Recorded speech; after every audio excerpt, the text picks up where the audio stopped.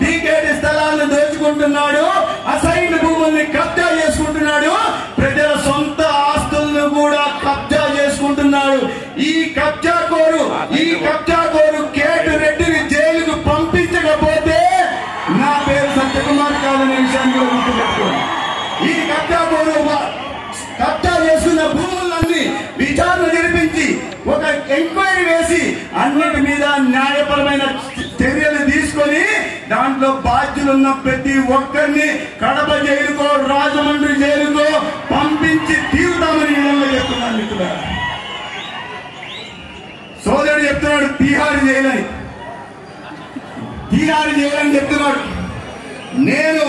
నేను అభివృద్ధి గురించి మాట్లాడి ధర్మవరం నియోజకవర్గాన్ని అభివృద్ధికి ఒక చిరునామాగా చేస్తానని, సంక్షేమ పథకాలు ప్రతి ఒక్కరికి అందజేస్తానని, సూపర్ 6 ఏవైతే సంక్షేమ పథకాల లబ్ధి ఉందో ఈ నియోజకవర్గంలోని ప్రతి ఒక్కరికి ఎటువంటి రాజకీయ వివక్ష లేకుండా అందజేస్తానని నేను మాట్లాడుతుంటే, యువతకు ఉద్యోగ ఉపాధి అవకాశాలు కల్పిస్తానని నేను మాట్లాడుతుంటే, పరిశ్రమలు తీసుకొచ్చి ఈ పారిశ్రామికీకరణగా జీవితాల్లో వెలుగులు నింపుతానని నేను మాట్లాడుతుంటే, ప్రతి ఇంటికి మంచినీటి కుళాయి ద్వారా మంచినీళ్ళు ఇచ్చి శాశ్వత పరిష్కారం కనిపెడతానని నేను మాట్లాడుతుంటే, డ్రైనేజీ వ్యవస్థను సరి చేస్తామని నేను మాట్లాడుతుంటే, ఇవాళ ఈయన చేనేత రంగానికి అండంగా ఉంటానని, వాల్మీకుల ఆశయ సాధన కోసం పోరాడతానని, మాదిగ సోదరుల వర్గీకరణ కోసం అండగా నిలుస్తానని నేను మాట్లాడుతుంటే, 5 సంవత్సరాల గతంలో 5 సంవత్సరాలుగా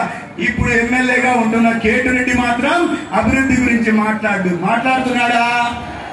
సంక్షేమం గురించి మాట్లాడుతున్నాడా? పేదలకు మేలు చేద్దామని మాట్లాడుతున్నాడా? పేదలకు ఇల్లు కట్టిద్దామని మాట్లాడుతున్నాడా? మంచినీటి వ్యవస్థ ఏర్పాటు చేద్దామని ఎక్కడ